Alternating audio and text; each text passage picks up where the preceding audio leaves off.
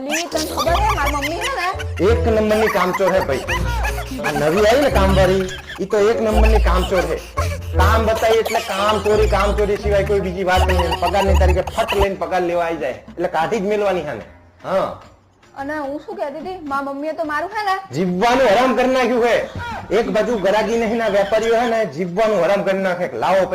પૈસા હિસાબ કરો આમ હે ને તેમ હે ને અને મારી મમ્મીએ તો મને હે ને ગુલામ બનાવીને રાખે